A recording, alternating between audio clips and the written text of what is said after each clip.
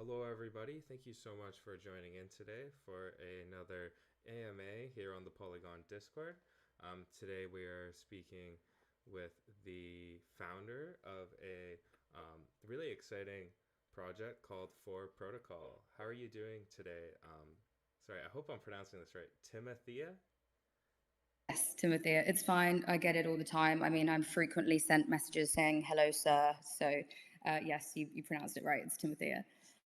And I'm great. Yeah, happy to be here. Thank you guys for having me. So excited to get started, get some questions from you and your community. Yeah, most definitely. Feelings mutual. Really excited to have you here and talking about FORE Protocol. But real quick, before we dive into all of that, I was wondering if you could introduce yourself, let us know a bit about like your backstory, what were you doing before crypto, what got you into the space, and what got you working on FORE Protocol. The existence BC before crypto. Yeah. So I'm Timothea. I'm one of the co-founders of FORE. I spent the majority of my career before crypto in marketing strategy within the fintech sector. So mostly within data, mobile, and payments. But I've been in the crypto DeFi space for almost 5 years now, which I always say feels like an eternity.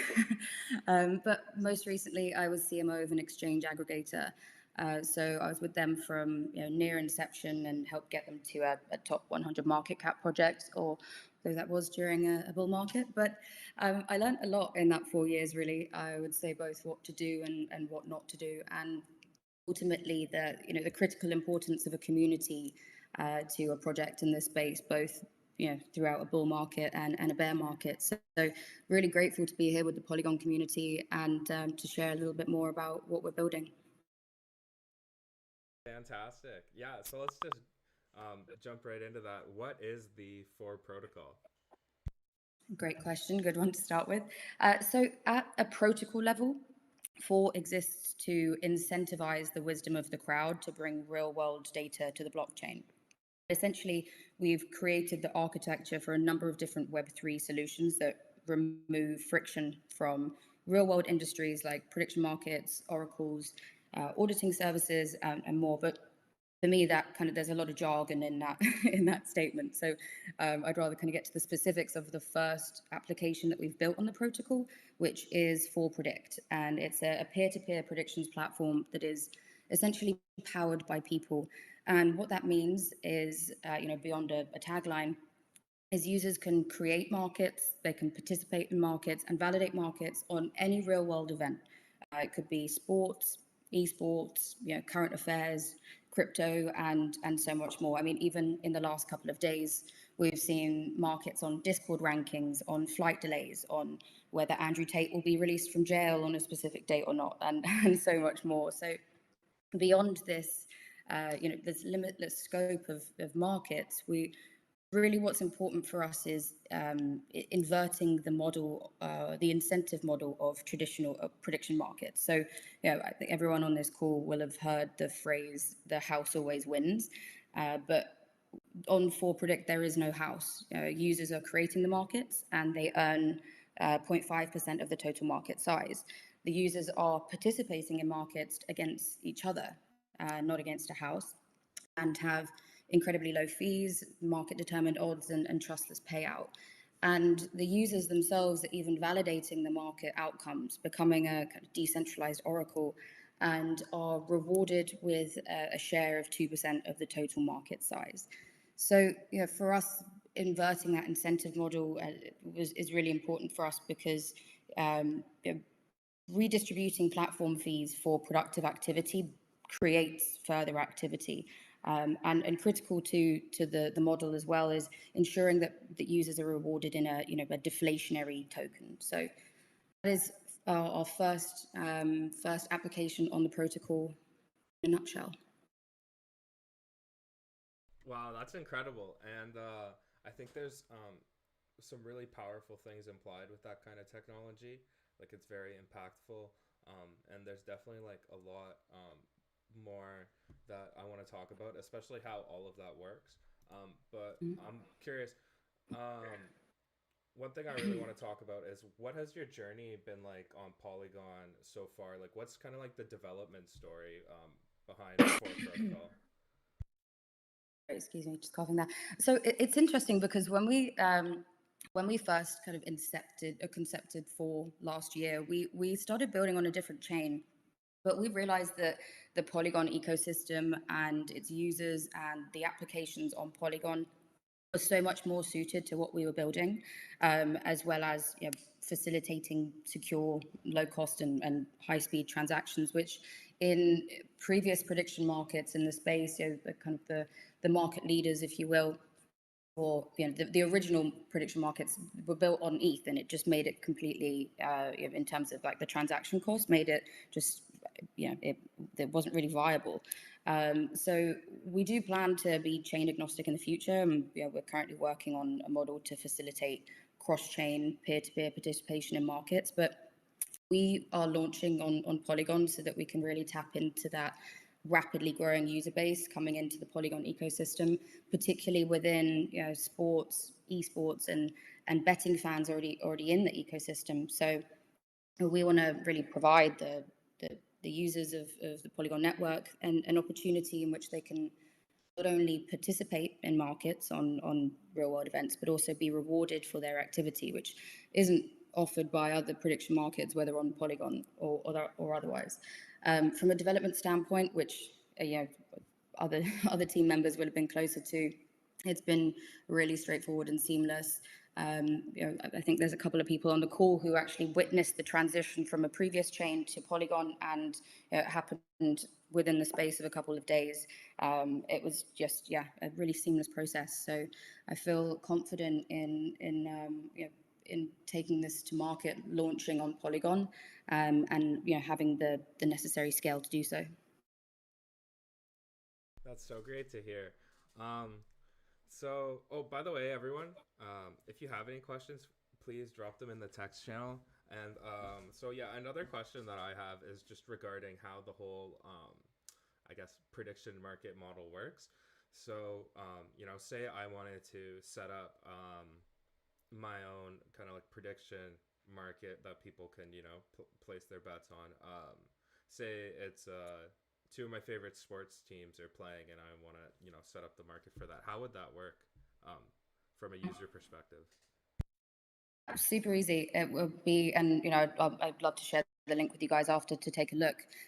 You click create, you put in the market title. So, will created one earlier. Will Man City be the first to score against, in the game against Tottenham Hotspurs? You then put in some supporting details, which for us is the critical part, because when markets are created by users versus a bookmaker that would be determining the outcome, it's really important for the user to specify what the resolution terms will be. So if no one scores, the result is X. So you can put in a little bit more detail to make sure that there's no ambiguity. You then tag it as the sector, sports, add in some tags. So, EPL, um, football, whatever else you want to add. If you want to add like a key player, if you were referencing it is a certain player going to score first, then you would set the the end prediction time. Typically, I would do so like a little bit just before the game starts, and then start the validation time with enough time for the game to go into overtime. So it could be 3 hours after the start of the game, and it's pretty much that simple. You then add in a validation source where someone can confirm the results of the game. You can add liquidity to the market to, set the odds or create starting liquidity, but you don't have to. And this is something that we found with other prediction markets in the space. They were requiring users or creators to put up liquidity. We don't. So you're welcome to create a market with nothing but, just a small fee. And that's it. Then the market's created. A couple minutes later, it shows up on the player page, and people can participate. Wow, that's wonderful. I do have a couple questions regarding that. So I guess the first one would be, oftentimes when you supply liquidity on something like automated market maker like Uniswap V2 or V3, you're exposed to the risk of like token depreciation or impermanent loss. Are there any similar risks associated with like supplying liquidity on FORE protocol? So that's one of the reasons why we didn't make it people can create markets without providing that initial liquidity. If someone were to create a market with 50-50 odds and put up liquidity, they'd have to, and this is something that we're working through at the moment, but yeah, if they did put up that initial liquidity, they'd have to make sure that the market size was 100x what they put up, in order to, like, if depending on the outcome, but typically around that. So, as I said, we've omitted that risk by enabling people to create markets without that. We're also working on the kind of the redistribution of rewards to make that a little bit more achievable for those who are putting up that initial liquidity. So that's really the purpose of the next 2 months. We just launched our testnet to our community, and this is just a week after we even launched our community, because we really wanted to come to market with something tangible. I think in this market, the launch first, build later model isn't going to work, because people, rightfully so, want and deserve to see something. So while we have spent a lot of time developing this, kind of the reward framework, the protocol itself, we're building and the people powered network is not just like a tagline. We really want user feedback on what's working and what's not, to get to that kind of optimal point where people will actually use the platform. So I know that's kind of a roundabout answer to your question, but yeah, the point is we have already kind of identified a way to mitigate that risk, and we want to continue to do so, to kind of look at different ways to work with the community to understand where those other points may be. Definitely. Okay, and then my next question would be regarding the source of validation, right? Because if you're betting on events that take place outside of the blockchain, there has to be a way to communicate the outcome of those events to the blockchain, so that you're getting accurate results. So I'm curious how FORE protocol attacks that problem. Yeah, great question. So in the market creation itself, someone supplies a validation source. When the market when the market validation period starts, there's a 24-hour window, and we do have a group of validators who we call analysts on our network. So we actually created an NFT validation model, and there's a few reasons why we did that versus just like a typical staking model. But essentially, a user will mint an NFT by locking 1,000 FORE into the NFT, and then there's different tiers. So everyone starts off at the same level, 1,000 FORE, blue level NFT, and with multiple consecutive validations, they level up. And can, each time they level up to another tier, they have a higher, they have a multiplier effect. They increase their earning rewards. So we felt that this would be one method of ensuring that we have accurate, correct validation, but also we wanted to bring in a kind of asymmetric incentive model, so that we would significantly disincentivize bad actors, and people trying to manipulate the validation process. So we do have a dispute process as well. So the validation window is 24 hours, the dispute process for the 24 hours after that. And within that time, anyone can raise a dispute if they see someone has incorrectly validated a market outcome. If Man City did win the game, but someone validated and said no, they didn't. So someone can raise a dispute, and then the risk of that dispute is people ultimately will lose the NFTs and the FORE that they've locked into it. So it is difficult when having a decentralized network to really control that 100%. But I think everything that we've put in place really disincentivizes actors on the protocol, and essentially will get us to the point of having as accurate validations as possible. That makes sense to me. Like, you want to have the proper incentives to drive the activity you want or the actions you want. That makes plenty of sense. While you were explaining how all that worked, you mentioned, I believe it was called the FORE token. So that was actually one of the things I was curious about, is if you had a token. So it sounds like you do. And then I don't know, I'm wondering if you could elaborate on all of the utility of it within the protocol, and maybe talk about a little bit about the tokenomics. Yeah, so the name of FORE actually came from FORE token meaning to foresee, to predict. So that's fun fact where the name came from.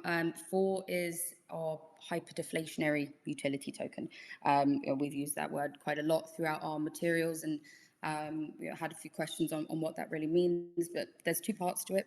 One, in that it is a true utility token. I mean, a lot of people use the term utility, I think mostly trying to skirt regulation, but it FORE underpins all activity on the protocol. It's used to create, participate in, validate markets, mint NFTs, which are also priced in FORE, dispute markets. So everything on the protocol except for transaction fees, which are obviously matic and extremely low. FORE is our sole currency. Which the reason why we did this versus creating markets in ETH or Bitcoin is this is really what allows us to invert that incentive model and reward the participants in our ecosystem in a sustainable way without minting new tokens for rewards.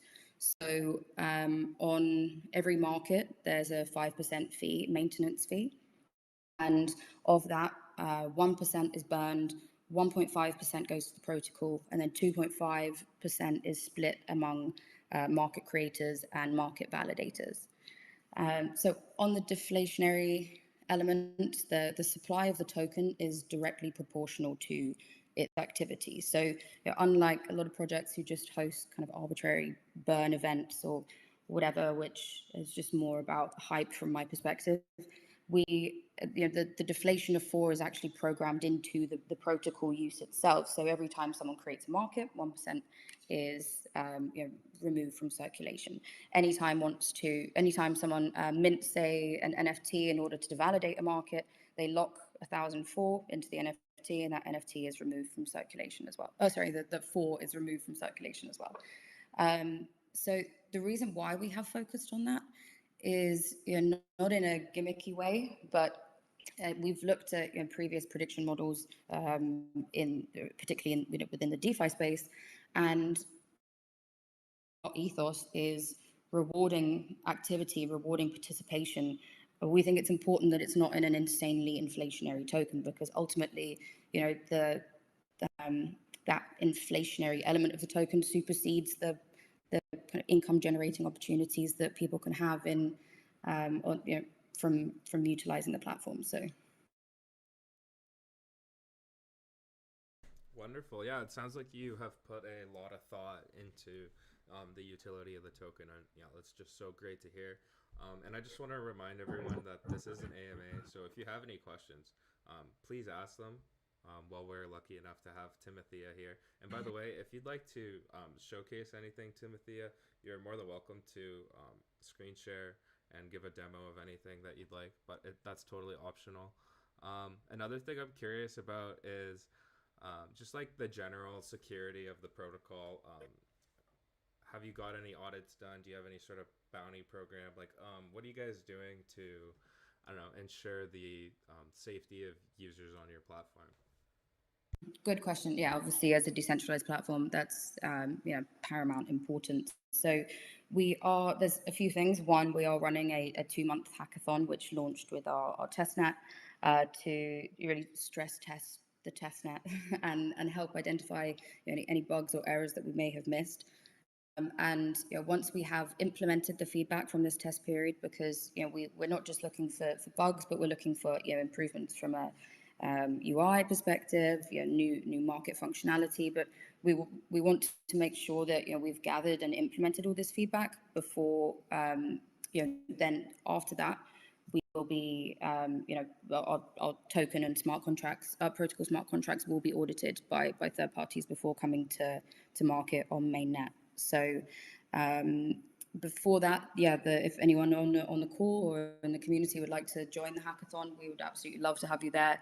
There's 500,000 FORE up for grabs, so there's a total reward pool of 250,000. So for all bugs submitted based on weighting, whether medium, severe, or critical. But also, if you wanted to get involved, you're not a seasoned beta tester. You can still test out the different functionality of the platform, creating markets. We're rewarding people for their general activity on the platform as well. So if you guys are interested, just head over to our Discord, and yeah, we'll be able to get you onboarded onto the platform. Awesome. That's so exciting having a hackathon. I just dropped the link to your pin tweet, which has some details about that. And I'm also just going to drop all your social links again in the chat. That's great. Sounds like there's lots of ways to get involved, whether it's the hackathon, participating on the predictions market, making the markets, or being a validator. There's so many different ways to be involved with FORE Protocol, and that's so great to hear. I'm curious. One thing we haven't really talked about much is partnerships. Do you have any active key partnerships or any alpha you can leak around partnerships? It's a little difficult. I can't really share too much as most are under NDA for the time being, but just in a general sense, we're focusing on real world partnerships, mostly in sports, gaming, casinos, and hospitality. So for us, we're not looking at, as many people are in the space as we'll have seen, accruing extensive lists of partnerships just for optics. We're working with select partners who really will support the ecosystem and bring users to the platform. So yeah, over the coming months, we will be able to share more on those, but for the kind of political response there, I can't say too much legally. Yeah, no worries. I totally respect having to police the alpha and not being able to leak too much. And that makes plenty of sense. When I was thinking about who your target audience might be, of course, this will appeal to the majority of people in Web3, but this is also something I thought would appeal to majority of people just in general. So yeah, it makes a lot of sense to be targeting those kinds of partnerships for sure. I'm curious, is there anything that you can share with us regarding the roadmap, and what can we expect from FORE Protocol throughout 2023? Of course, yeah. So as we mentioned, our testnet is live right now, and that we're running a 2-month hackathon which gets us to mid-March in preparation for our token launch and mainnet in Q2. So our TGE and mainnet will be occurring on the same day to ensure that we have utility from day one. The deflationary mechanisms of the token are started from day one. So we are in discussions with several launch pads and exchanges for the token launch itself. So, but after that, we have a number of key milestones. We will be continually iterating on the protocol, but it could be deploying new market structures, of which we've already built several different types, which I'm excited to release. A fiat on-ramp, which I think is really important because I think a lot of decentralized prediction markets in the space have failed to really capture market share because of the inaccessibility of and kind of the difficulty in onboarding new users into DeFi, particularly at the moment. So we are prioritizing a fiat on-ramp shortly after launch. Real partnerships and sponsorships, kind of in event activations, new chains, secondary market launch where users can actually trade their markets and positions as NFTs. As every time a market is created, it's actually as an NFT as well. So, and then finally, we looking into 2024 mobile app, and what's really exciting for me rather, is the expansion of the FORE ecosystem outside of predictions. So I kind of touched on that with the top line view of what FORE Protocol is, but while I think what we've built in FORE Predict is awesome, it's just really one application on the underlying infrastructure. So next year we are focusing on the deployment of FORE Oracle for audit, for site, the business intelligence tools, and a lot more, both utilizing the underlying technology, as well as the actual insight from the wisdom of the crowd using the platform itself. So lots to come. Awesome, awesome. That's so exciting. Thank you for sharing alpha with us. I really appreciate that. Um, that's so great. So one thing that I think is a really important question is how does FORE protocol generate revenue? Yeah, that is a great question, because I think a fundamental weakness for a lot of projects in the space is a unsustainable fee versus reward model. A lot of projects you see paying out staking rewards either from marketing budgets or from minting the token, but without really the necessary revenue to support that activity. So from day one, as I said, on TGE, FORE will have two revenue streams, both from the actual prediction volume and NFT fees and royalties. So, as I mentioned, of the 5% maintenance fee, 1.5% is taken as protocol revenue, and 1% is burned. So, yeah, the deflationary mechanism kicks in from day one as well. And as we touched on, all validators must mint an NFT to validate, and then we have created already a secondary market for these analyst NFTs. So people are welcome to mint NFTs, but if they want to start a little bit further up with rather than a blue NFT, they want to jump in and buy a black NFT and have a greater level of rewards from day one, they can buy that on marketplace. The sale of these NFTs can only occur on our marketplace as well, which allows us, there's another revenue stream through the fees and the royalties. Awesome, awesome. That makes lots of sense. Another question I had for you, because there are like lots of different types of prediction markets out there, and you've been kind of like answering this question throughout the entire AMA already, but I really want to just highlight it. What are the competitive advantages of FORE protocol? Like, what helps FORE protocol to stand out from all their competition? And I think, as you said, I've kind of answered that throughout, but important to reiterate as well. Obviously, this answer would vary depending on the competitor or the platform, and I could answer this, when talking about centralized predictions or decentralized predictions. But really, at our core, it's two things. One, our focus on incentive models. A lot of decentralized prediction markets so far have had the same or similar incentive models as centralized prediction markets, essentially capturing all of that value themselves. But from our perspective, prediction markets are built on the wisdom of the crowd. So we think that the crowd should be rewarded for this participation with the redistribution of platform fees. And it works in our favor too, because incentivizing activity creates a self-sustaining ecosystem that creates more activity. So rather than just purely trying to extract value from users, we want to actually reward, encourage, and facilitate more activity through that. And another area, most markets use ETH, BTC, stablecoins, or if they do use their own token, again, it's pretty inflationary. So for us, using FORE as the sole currency, we can really invert incentive models, as I touched on, and actually reward users, but reward them in a sustainable way.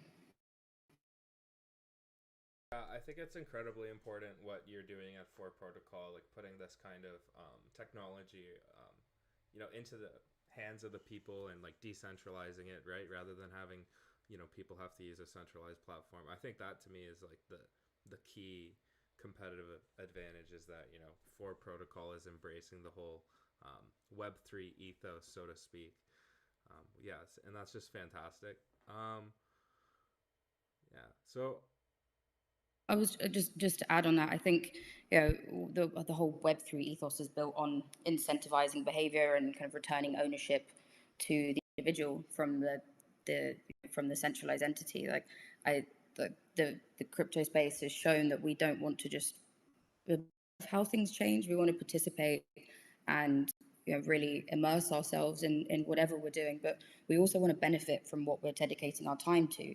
So people want to be the owners of what they create, but they also want to be rewarded as such. And I think really, yeah, this shift towards the kind of creator economy, I guess you could call it, has really been facilitated by the growth of Web3. And we personally want to scale this beyond predictions into a number of sectors, but beyond what we're building, I hope to see this become the new normal of rewarding the collective for their activity. Yeah, that's wonderful. I do want to remind the community this is an AMA, so if you have any questions, please ask them in the chat. Well, we're lucky enough to have Timothea here. And something that I'm curious about is, just because you mentioned the hackathon coming up, are you like expecting people to be building decentralized applications that leverage FORE protocol, like kind of like symbiotic protocols that are like dependent on the infrastructure that FORE protocol built? And if so, like, I don't know, is there anything that you kind of expect to be spun up? Like, what kind of ideas are you most excited about? So not currently. The main focus is more on just like stress testing the existing kind of architecture. Longer term, though, FORE protocol is open source. People will be able to build kind of what they want on the underlying architecture.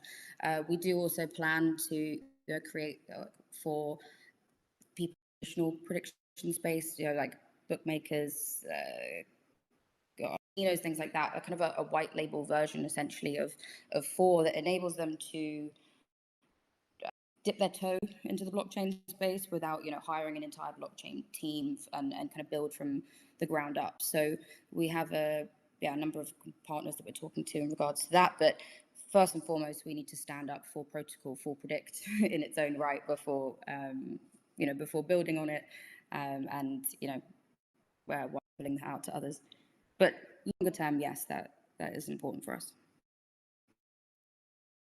Fantastic. I gotta admit, I am starting to run dry on questions, but I mean, that's okay. You've been doing an incredible job explaining everything. You're very well spoken. I think this has been like really, a very thorough AMA so far. Like, we're getting really elaborate answers on everything. I'm curious, Timothea, is there anything that's like really important to discuss that we haven't already covered? Well, one thing I would want to touch on, which I think would probably tie this back for a lot of people in this community, is when I talk to people about this, about FORE protocol, I think of a conversation I had with my grandparents, for example. I'm not likening anyone on the call right now to my grandparents, but when I first started explaining it, they say, "Oh, it's gambling," and I could see on their face like a kind of the negativity that surrounds that industry. Firstly, I will point out we're not a gambling platform, but I also want to add the concept of taking a position on an outcome is not inherently bad. People have been doing that for thousands of years, but what is exploitative and rightfully creates such kind of negativity around the space are the incentive structures that these centralized entities use to make sure that the house always wins, whether it's hidden fees or predetermined odds or preventing payouts. They do everything they can to extract maximum value from their users.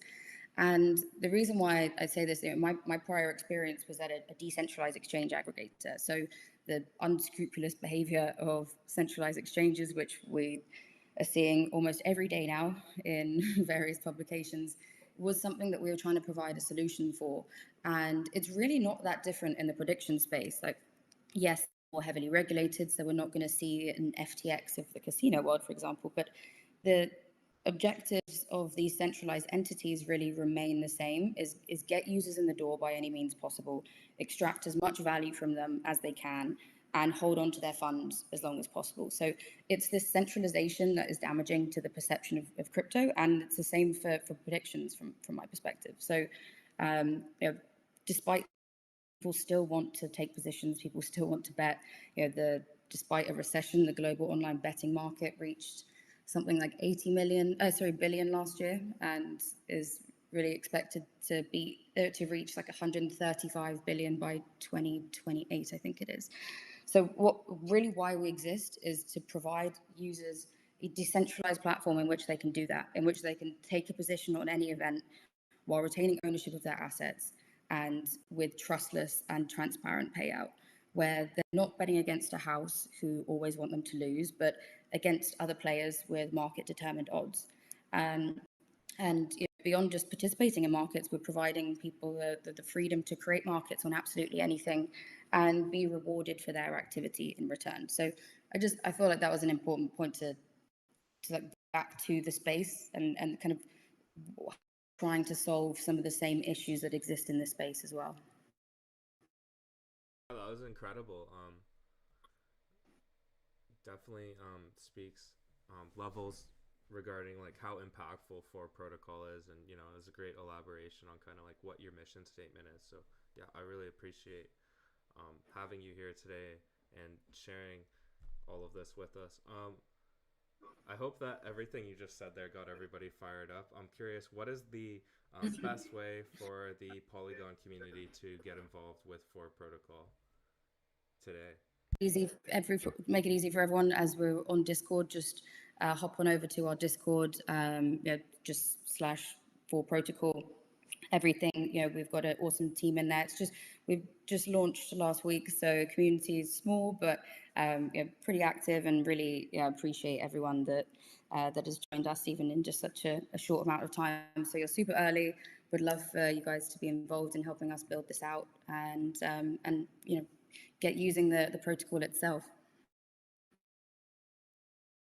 Fantastic. Well, I gotta say, I am all out of questions. I feel like everything I was curious about got answered, so I'm really grateful for having you here today, speaking with me and the Polygon community, Timothea.